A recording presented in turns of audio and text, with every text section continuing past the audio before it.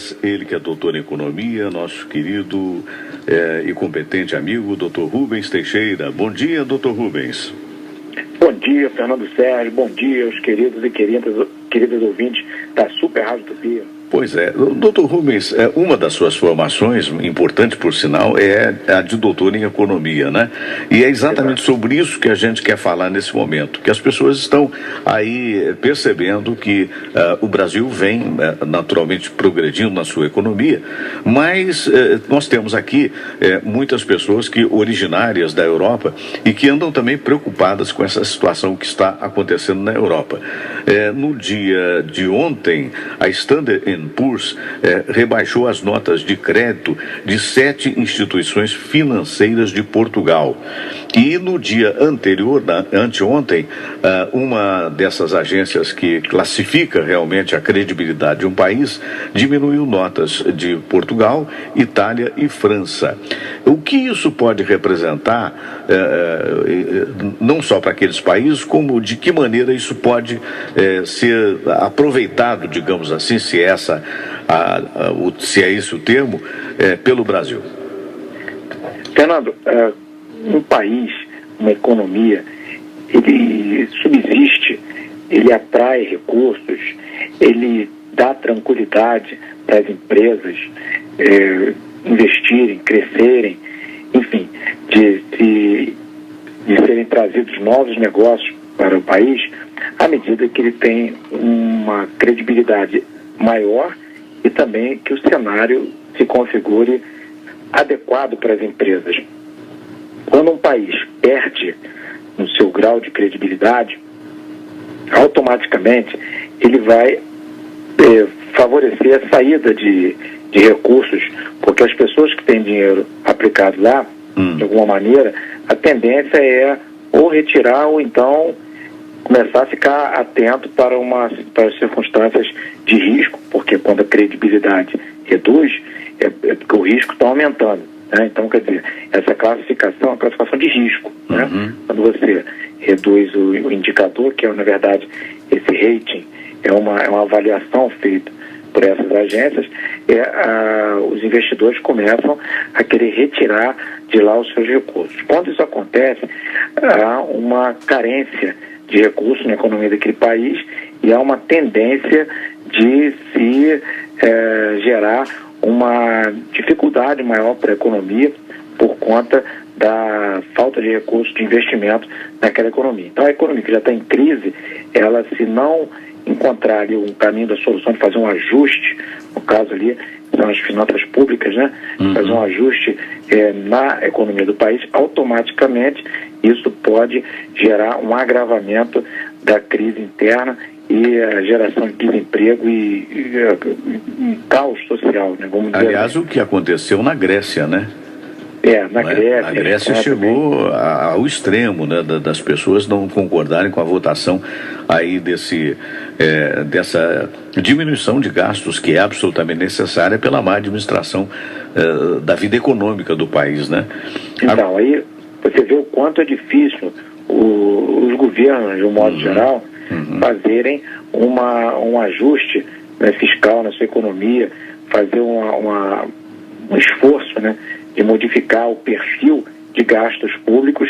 É um esforço muito grande, porque da onde o governo corta, em geral, passa pelos direitos sociais, passa por salários, passa por uma série de questões que envolvem serviços ou mesmo fundamentalmente, né? Pagamentos de aposentadorias, enfim, de serviços públicos, de salário de servidores públicos.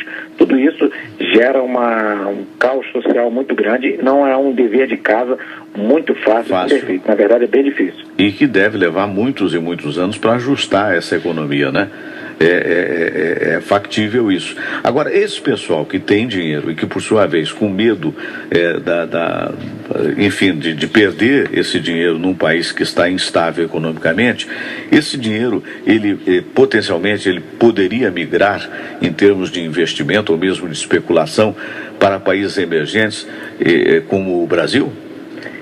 Podem, com certeza esses recursos podem migrar sim, e os investidores, eles procurarão economias com maior estabilidade e que estejam mais blindadas contra a crise.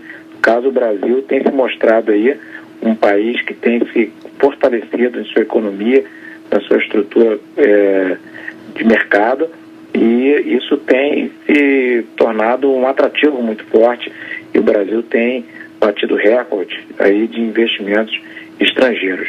Alguns críticos podem levantar pontos que precisam ser melhorados na economia brasileira, mas é lógico que esses pontos existem, mas estão sendo superados.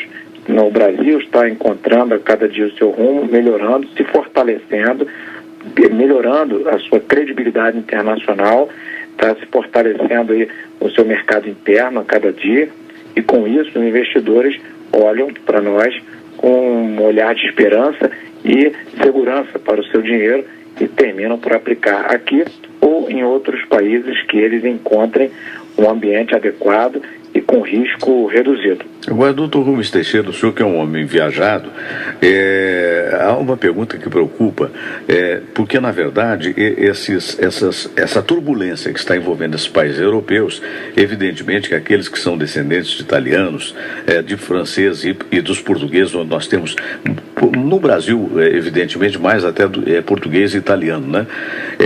As pessoas estão preocupadas. A pergunta é a seguinte: nós vimos, a televisão toda mostrou a situação de dificuldade extrema que a Grécia está, e bombas de gás lacrimogênio, enfim, agitações, as pessoas inconformadas, porque na Grécia os níveis de desemprego estavam em 20% e vão chegar a 40%. Enfim, é tudo que a gente não deseja para país nenhum. Esses países que tiveram aí a sua nota de rating diminuídas, né, se arriscam a isso? Acha que a Itália, Portugal, por exemplo, notadamente Itália e Portugal, poderão chegar a esse extremo, ou na realidade a situação da Europa é um pouco diferenciada para melhor com relação à Grécia? Olha, Fernando, a situação da Grécia desde o início da crise era uma situação que se destacava como a pior. Agora, a crise também está presente nesses países que você citou. Tudo vai depender das medidas a serem tomadas e, a priori, embora haja um efeito danoso dessa crise já nesses países, não acredito que eles entrem num cenário tão ruim quanto está a Grécia, não.